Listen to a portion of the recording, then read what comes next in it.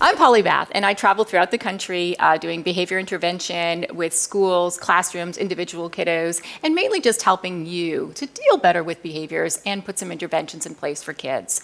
So what I'm going to do is I have something pretty cool today, which I'm going to answer your questions. Here we go. Once I have my fourth graders in place and I'm focused on something, things are pretty good.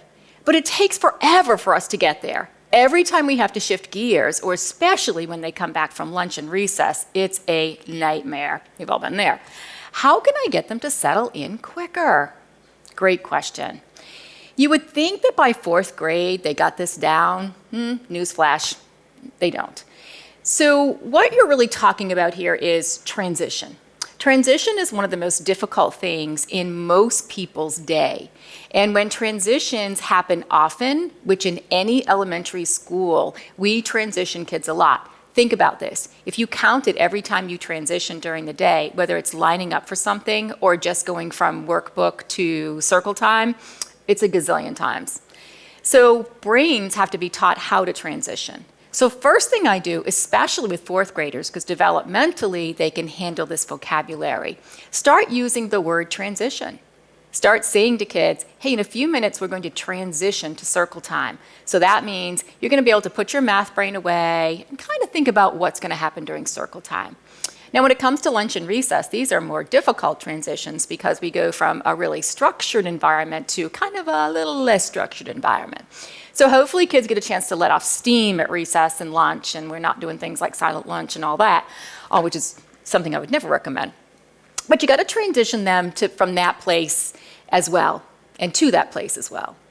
By doing that, it's again, saying the words transition. It's like, folks, we're going to be coming up to lunch, so we're going to transition. That transition involves us kind of getting into a line, because always give kids a reason why they're getting into a line, because it helps us navigate the hall and get from one place to another. Once we get there, we say, when you get to recess, it's going to be time for you to just let off some steam. Have a great time. But transitioning back could be difficult because it's only 20 minutes and you're going to be like in play mode. Totally get it. So when we line up to come back, I want you to start saying in your head, okay, we're going back in class. That means I have to put my recess excitement, my recess brain away. And hopefully that will start to trigger some different feelings, different thought processes in their brain so they can learn to get from one place to another.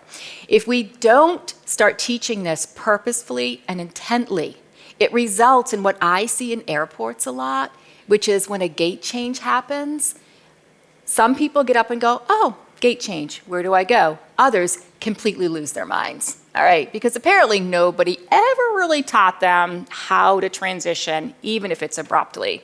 So points here, teach them purposeful, intentional, use the vocabulary, and slow down. Don't just transition, boom, boom, boom, here we go. Slow the pace down. They'll start to get it eventually, and they'll be able to self-manage better. Thanks for that question. And if you have questions that you'd like to see in a future episode, please include those in the comments below.